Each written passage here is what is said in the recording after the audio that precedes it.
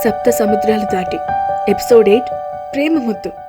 రోజు గంటల తరబడి సముద్రం దగ్గర గడిపే అర్జున్ ఆ రోజు సాయంత్రం మాత్రం 10 నిమిషాలు కూడా కూర్చోకుండా బయటకొచ్చేశాడు. అతన్నే గమనిస్తున్న నేను కంగారుగా అతని వెనకే వెళ్లాను. బస్టాప్ వైపు నడుస్తూ వెళ్తున్న అర్జున్ మూసుకుపోతున్న కళ్ళకి తెలియకుండా మెయిన్ రోడ్ మీదకు వచ్చేయడంతో నన్ను దాటుకొని వేగంగా వెళ్లిన బైక్ అర్జున్ని గుద్దేసింది. క్షణాల్లో స్పృహ తప్పి కింద పడిపోయాడు అర్జున్. అది చూడగానే ఒక్క క్షణం నా గుండె ఆగిపోయింది. అర్జున్ అని నేను అరిచిన అరుపు ఆ హారన్ల మధ్య ప్రతిధ్వనించింది. ఏడుస్తూ అర్జున్ దగ్గరకు పరిగెత్తాను. నా వెనకే వచ్చేసింది అను కూడా. మేం వెళ్లేసరికి రోడ్ మీద పక్కకు పడిపోయి ఉన్నాడు అర్జున్. అతన్ని అలా చూడగానే నాకే తెలియకుండా పెద్దగా ఏడ్చేశాను. అను ఆపుతున్నా ఆగడం లేదు. వేగంగా అర్జున్ని నా వైపుకు తిప్పుకొని చూశాను. నుదుటి మీద చిన్నగా రక్తం కారుతూ కనిపించింది. ఆలోచించకుండా నా చున్నీతో ఆ బ్లడ్ తుడిచేశాను. అది చిన్న దెబ్బే అయ్యి మళ్లీ రక్తం రాలేదు. ఇంకెక్కడైనా తగిలాయేమో అని చూశాను. అర్జున్ వేసుకున్న టైట్ జీన్స్ కారణంగా ఇంకెక్కడా దెబ్బలు తగలలేదు. ఇంతలో గుద్దేసిన బైక్ అతను కంగారుగా వచ్చాడు. సారీ అండి, నేను బానే వస్తున్నాను. అతనే సడన్ గా అడ్డుగా వచ్చేశాడు. అప్పటికి నేను హార్న్ కొడుతూ స్లో చేసేశాను అని భయంగా అంటున్నాడు అతను. అక్కడ తప్పెవరితో ఆలోచించే పరిస్థితి కాదు నాది.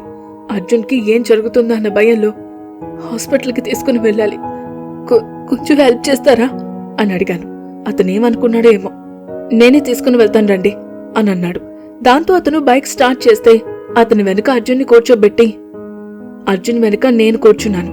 అను మా వెనకే మా స్కూటీలో ఫాలో అయింది. దానంతా అర్జున్ వాళ్ళు తడుముతూనే ఉన్నాను. ఇంకెక్కడైనా గాయాలయ్యాయేమో అని కంగారు నాది. ఆ కంగారులో మొదటిసారి అర్జున్ని ముట్టుకున్నాను అని కానీ అతని స్పర్శ కానీ నాకు తెలియడం లేదు. అతనికేమవుతుందో అని భయం తప్ప.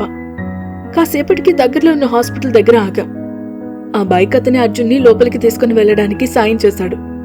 అర్జున్ ఒకసారి చెక్ చేసిన డాక్టర్ ఒంటి మీద ఏ గాయాలు లేవు, పెద్ద ప్రమాదం కూడా ఏమీ లేదు అని బీపీ, టెంపరేచర్ అవి చెక్ చేశాడు. లో ఫీవర్తో పాటు బీపీ కూడా డౌన్ అయింది అని చెప్పి సెలైన్ పెట్టారు. ప్రస్తుతానికి ప్రాబ్లం ఏమీ లేదు, 2 రోజులైనా నీరసం తగ్గకపోతే బ్లడ్ టెస్ట్ చేయించండి అన్నాడు డాక్టర్. ఇప్పుడే చేసేయండి డాక్టర్ అని వెంటనే అనేశాను నేను. నా కంగారుకి నవ్వుకున్నాడు డాక్టర్. ప్రస్తుతానికి అవసరం లేదమ్మా, 2 డేస్ మించి జ్వరం ఉంటే చేస్తాను అనేసి వెళ్ళిపోయాడు. ఆ 2 రోజుల తర్వాత అర్జున్తో ఎంత దగ్గరగా ఉంటానో లేదో తెలీదు అని డాక్టర్కేం తెలుసు. బైక్ అతను కాసేపు ఉంటాను అన్నా పర్లేదు థ్యాంక్స్ చెప్పి పంపించేశాను. అను మెడిసిన్స్ తీసుకుని వస్తాను అని వెళ్ళింది. ఆ రూంలో మరెవ్వరూ లేకపోవడంతో అర్జున్ దగ్గరకు వెళ్ళాను. చేతికి సెలైన్ ఎక్కుతుంటే ప్రశాంతంగా కళ్ళు మూసుకొని పడుకున్నాడు. ఒక్క అరగంట నన్నెంత టెన్షన్ పెట్టేశాడో. గుర్తుకు రాగానే అప్రమత్తంగా జారిన కన్నీళ్లు అర్జున్ చెంపలపై పడి అతని గెడ్డల్లోకి జారిపోయాయి. దాంతో కళ్ళు తుడుచుకొని బెరుగ్గా అర్జున్ నుదుటిపై ముద్దు పెట్టాను. అతను స్పృహలో లేడు. ఒక అరగంట వరకు అలానే ఉంటాడు అని డాక్టర్ చెప్పాడు. శాశ్వతంగా దగ్గరగా ఉండడానికి ఇప్పుడు అరగంట తర్వాత దూరం అవ్వడం తప్పదు అని అర్థమైంది నాకు. ఆ అరగంట అర్జున్ నాతోనే ఉంటాడు. అతని స్పర్శ, ఊపిరి అన్నీ నాకు తెలుస్తాయి. నా ప్రేమంతా అర్జున్ ముందు బయట పెట్టేయాలి అనిపించింది. కానీ ఇలా స్పృహలో లేని అతనితో భద్రంగా నా గుండెల్లో దాచుకున్న ప్రేమ బయట పెట్టాలి అనిపించలేదు. అందుకే అతని ప్రెజెన్స్ ని మనస్ఫూర్తిగా ఫీల్ అవ్వాలి అని నిర్ణయించుకుని అర్జున్ బాగున్న చేతిని పట్టుకుని అతన్ని చూస్తూ కూర్చున్నాను. సమయం ఎలా గడిచిందో తెలీదు నాకు. మధ్యలో అను వచ్చినా నన్ను కదపాలి అనిపించక బయటే కూర్చుంది. ఆ విషయం కూడా అప్పుడు గమనించలేదు నేను. అప్పుడే అర్జున్లో చిన్నగా కదలిక తెలిసింది నాకు. కంగారుగా అతని చేతిని వదిలి మరోసారి అతన్ని తనివి తీరా చూసుకుని చిన్నగా అతని నుదుటిన ముద్దాడి కష్టంగా బయటకొచ్చేశాను. అప్పటికే అను అర్జున్ మొబైల్తో వంశీకి కాల్ చేసి విషయం చెప్పిందంట. వంశీ వచ్చేలోగా అక్కడి నుంచి వెళ్ళాలి అనుకుంటూ అర్జున్ మొబైల్ అర్జున్ దగ్గరే పెట్టేసి వేరే రూమ్ వైపు వెళ్తూ ఉండగా లోపలికొస్తూ కనిపించాడు వంశీ. అతన్ని చూసి వేగంగా మరో రూంలోకి వెళ్లిపోయాం. రిసెప్షన్లో కనుక్కొని అర్జున్ ఉన్న రూంలోకి వెళ్లాడు వంశీ. అప్పుడు కూడా అర్జున్ పూర్తి స్పృహలోకి రాలేదు. సెలైన్ కూడా ఆల్మోస్ట్ అయిపోవచ్చింది. ఈలోగా నేను అను ఇద్దరు రిసెప్షన్లోకి వెళ్లి నా సేవింగ్స్ నుండి బిల్ కట్టేసి వాళ్ళడిగినా మా గురించి ఏం చెప్పొద్దు అని మరీ చెప్పాం. మరో 15 నిమిషాలకి అర్జున్ నార్మల్ అయిపోయాడు. సిస్టర్ వచ్చి నీడిల్ తీసేసి బిల్ కట్టేసిన విషయం చెప్పి ఇక వెళ్ళిపోవచ్చు అని చెప్పింది. మేమిద్దరం వాళ్ళకి కనిపించకుండా నిలబడి జరిగేదంతా చూస్తున్నాం. అనుకున్నట్టుగానే అర్జున్, వంశీ రిసెప్షన్లో మా గురించి అడుగుతున్నారు. కానీ ఆవిడ మాత్రం ఏం చెప్పడం లేదు. వంశీ వదిలేసినా అర్జున్ మాత్రం చాలా రిక్వెస్ట్ చేస్తున్నాడు. అది చూసి బాధగా అనిపించింది నాకు. కానీ అతనికి హెల్ప్ చేసిన అమ్మాయిగా అతని మనసులో నా మీద ఇంట్రెస్ట్ క్రియేట్ చేయాలి అని లేదు నాకు. అందుకే దూరంగానే నిలబడిపోయాను. పాపం అర్జున్ని చూస్తే ఆ రిసెప్షనిస్ట్ కూడా జాలేసినట్టుగా ఉంది. అందుకే ఓ 2 అమ్మాయిలు మిమ్మల్ని ఇక్కడ జాయిన్ చేసి బిల్ కట్టేసి వెళ్ళిపోయారు సార్. అంతకు మించి మాకేమీ తెలీదు అనంది. వాళ్ళ పేర్లు ఏమైనా చెప్పారా అని అడిగాడు అర్జున్. లేదు, బిల్ కూడా అర్జున్ అన్న నేమ్ మీద రాయించారు అనందావిడ. అరే ఇంక వదరా, వాళ్ళెవరో రోడ్ మీద వెళ్లేవాళ్ళు, నార్మల్గా జాయిన్ చేసుంటారు. దానికి ఎందుకెంత ఇదిగా అడుగుతున్నావు అని అన్నాడు వంశీ.